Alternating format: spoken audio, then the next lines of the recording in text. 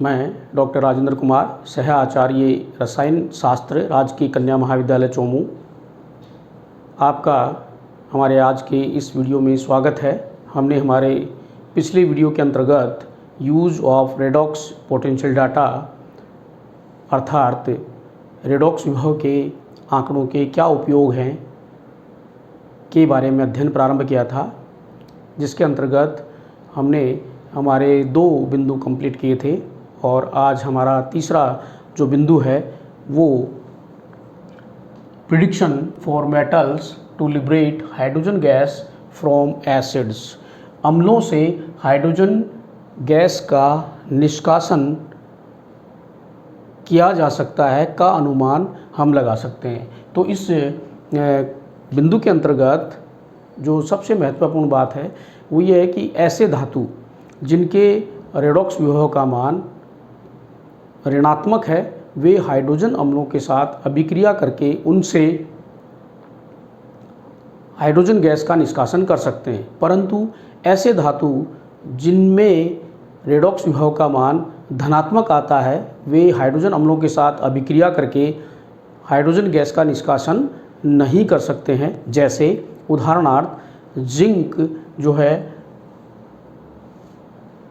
उसके रेडॉक्स विभव का मान E0 का मान, अपचयन विभव का मान यहाँ ऋणात्मक आता है, तो जिंक हाइड्रोजन अम्लों के साथ यानी H2SO4 के साथ अभिक्रिया करके जिंक सल्फेट बनाता है और इसमें से हाइड्रोजन गैस निकलती है। ठीक इसी प्रकार से सोडियम जो है उसके E0 का मान तो इतना अधिक ऋणात्मक होता है कि वो वाटर के साथ अभिक्रिया करके 2NaOH बना करके इसमें से भी H2 का निष्कासन करता है, परंतु जो कॉपर है वो सल्फ्यूरिक एसिड के साथ रिएक्शन करने के बाद कॉपर सल्फेट का निर्माण करता है, SO2 बनती है और इसके अंदर 2H2O बनता है। अर्थात कॉपर जो है उसके E0 का मान धनात्मक होता है, इसलिए ये हाइड्रोजन अम्लों के साथ अभिक्रिया करके H2 गैस का निष्कासन करने में असमर्थ है, नहीं कर पाता है। उसके पश्चात हमारा जो चौथा बिंदु है, 4th पॉइंट है, वो है prediction of spontaneity for a chemical reaction.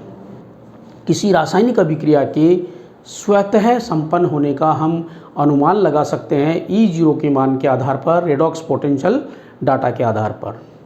यदि किसी अभिक्रिया के अंतर्गत रेडॉक्स जो पोटेंशियल है उसका मान E0 का मान धनात्मक यानी कि पॉजिटिव प्राप्त होता है तो वह अभिक्रिया संपन्न होती है, और यदि यह मान ऋणात्मक प्राप्त होता है तो यह अभिक्रिया संपन्न नहीं हो सकती है।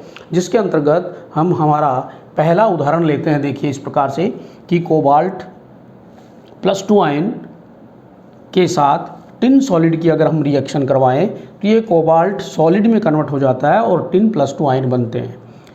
क्योंकि ये एक रेडॉक्स रिएक्शन है अतः इसके हम 2 अर्ध अभिक्रियाएँ बना सकते हैं इसकी। तो एक तो है कौन सी, ऑक्सीकरण की, दूसरी अपचयन की। तो अभिक्रिया से स्पष्ट है कि कोबाल्ट +2 आयन कन्वर्ट हो रहे हैं कोबाल्ट सॉलिड में, तो क्योंकि इसका यहाँ पर अपचयन हो रहा है तो कोबाल्ट +2 आयन +2 इलेक्ट्रॉन एक्सेप्ट करके ये कोबाल्ट सॉलिड में बदल रहा है। इसके E0 का मान है -0.28 वोल्ट। उसके बाद जो इसकी सेकेंड रिएक्शन है अर्ध अभिक्रिया वो है tin solid converted into tin +2 ion and +2 electron. 2 electron release करके ये टिन +2 में कन्वर्ट हो रहा है। इसके E0 का मान है +0.14 वोल्ट। देखिए यहाँ पर कि यदि हम इन दोनों अभिक्रियाओं को जोड़ दें तो इलेक्ट्रॉन से इलेक्ट्रॉन कैंसिल हो गए और साथ में हमें ये अभिक्रिया पुनः प्राप्त हो रही है cobalt solid aqueous, cobalt +2 ion aqueous plus tin solid converted into tin +2 ion aqueous and cobalt solid. और इसके E0 का मान निकालें तो ये वैल्यू आ रही है -0.14 वोल्ट। चूँकि इसका जो साइन है रिएक्शन का वो क्या है, इसका जो साइन है, इसका जो चिन्ह है वो नेगेटिव आ रहा है, ऋणात्मक आ रहा है, अतः हम कह सकते हैं कि ये अभिक्रिया स्वतः संपन्न नहीं होगी। क्यों नहीं होगी? क्योंकि इसके E0 का मान नेगेटिव प्राप्त हो रहा है, वैल्यू जो है हमें ऋणात्मक प्राप्त हो रही है। उसके बाद जो अगला हम एग्जांपल लेते हैं इसमें, सेकंड एग्जांपल कि nickel solid plus copper plus 2 ion converted into nickel plus 2 ion and copper solid. तो देखिए इसके अंतर्गत भी दो अर्ध अभिक्रियाएं हम लिख सकते हैं कि निकिल सॉलिड है, कन्वर्ट हो रहा है निकिल प्लस 2 आयन में, अर्थात इसका ऑक्सीकरण हो रहा है, तो ये nickel solid converted into nickel plus 2 ion by releasing 2 electron, 2 electron इसके अंदर त्याग दिए इसने, और इसके E0 का मान आ रहा है प्लस 0.25 वोल्ट। ठीक इसी प्रकार से कॉपर सॉलिड जो है एक्वास, ये 2 इलेक्ट्रॉन ले रहा है क्योंकि इसका रिडक्शन हो रहा है copper plus 2 ion converted into copper solid, तो यहाँ पर इसके E0 का मान है प्लस 0.34 वोल्ट। हम इन दोनों को जोड़ दें तो इलेक्ट्रॉन से इलेक्ट्रॉन कैंसिल हो गए, हमें ये रिएक्शन प्राप्त होती है पूरी, और इसके E0 का मान आ रहा है प्लस 0.59 वोल्ट, और ये जो प्लस 0.59 वोल्ट है ये बता रहा है कि इसका मान पॉजिटिव है, और पॉजिटिव है दैट मीन्स ये रिएक्शन स्वतः संपन्न होगी। उसके बाद अगला उदाहरण लेते हैं अपन कि जो क्यूप्रस आयन है उनका क्यूप्रिक आयनों में और कॉपर सॉलिड के अंदर स्वतः असमानुपातन जलीय विलयन में होगा या नहीं होगा का अनुमान हम इस रेडॉक्स पोटेंशियल डाटा के आधार पर लगा सकते हैं। तो देखिए यहाँ पर कि ये क्यूप्रस आयन है और ये क्यूप्रिक आयन है, तो cuprous ion copper plus 1 converted into copper plus 2 bye releasing 1 electron, और दूसरी रिएक्शन के अंदर ये जो क्यूप्रस आयन है ये 1 इलेक्ट्रॉन एक्सेप्ट करके कॉपर सॉलिड में कन्वर्ट हो रहे हैं। हम इन दोनों को जोड़ दें तो हमें ये 2 copper plus 1 aqueous ion convert हो रहे हैं कॉपर प्लस 2 एक्वस आयन में और कॉपर सॉलिड के अंदर। यहाँ देखिए इसके E0 का मान है माइनस 0.14 वोल्ट, और दूसरे का है रिएक्शन जो हो रही है उसमें प्लस 0.52 वोल्ट।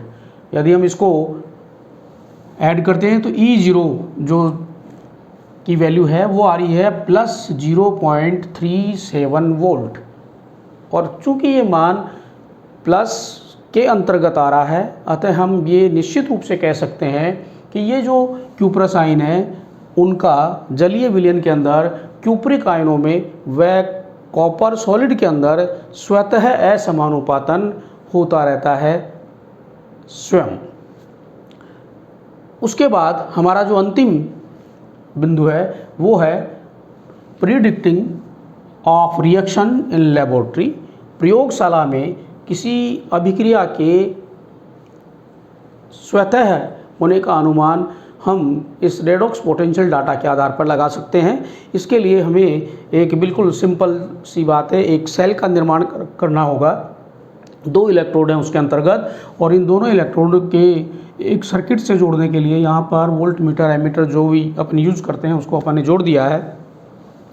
सबसे पहली बात है कि ये जो इलेक्ट्रोड है इसमें लेफ़्ट साइड में क्या होगा और इसके राइट साइड में क्या होगा ये हमें डिसाइड करना है।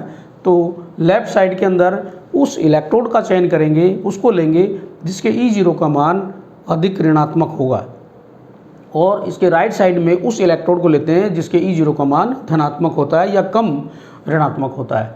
तो यहाँ पर लेफ़्ट साइड में होगा एनोड, तो यहाँ एनोड के ऊपर होगा ऑक्सीडेशन, अर्थात इसके द्वारा एनोड के द्वारा यहाँ पर जो इलेक्ट्रोड होगा जिसके E0 का मान नेगेटिव है वो इलेक्ट्रॉन रिलीज करेगा ऑक्सीकरण की प्रक्रिया के द्वारा, और इसके जो लेफ़्ट साइड राइट साइड के अंतर्गत जो इलेक्ट्रोड है E0 उसके E0 का मान धनात्मक होगा, वहाँ पर होगा कैथोडिक रिडक्शन, अर्थात वो इलेक्ट्रॉन एक्सेप्ट करेगा।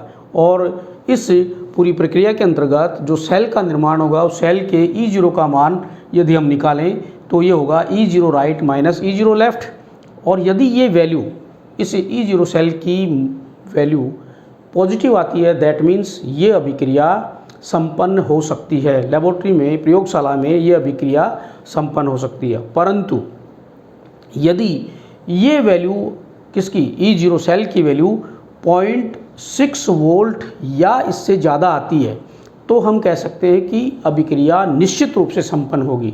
लेकिन यदि धनात्मक वैल्यू प्राप्त होती है लेकिन ये 0.6 वोल्ट से इसका मान कम आता है तो अभिक्रिया संदिग्ध हो जाती है, डाउटफुल हो जाती है, अभिक्रिया हो भी सकती है और नहीं भी हो सकती है। इसे हम अन्य दूसरे जो नियम हैं उनके आधार पर स्पष्ट करेंगे कि अभिक्रिया उसके बावजूद भी होगी या नहीं होगी। इसके पश्चात इसके आगे का जो पार्ट है वो हम हमारे अगले वीडियो में डिस्कस करेंगे, का अध्ययन करेंगे। लेकिन आप सभी से मेरा पुनः आग्रह है कि साथ के साथ जो मैटर आपको उपलब्ध कराया जा रहा है उसके बारे में अध्ययन करें। कोई डाउट हो तो अपने व्हाट्सएप ग्रुप के अंदर अपनी समस्या को लिख करके, अपने सवाल को लिख करके भेज दें, जिसका उत्तर आपको समय पर दिया जा सके। धन्यवाद।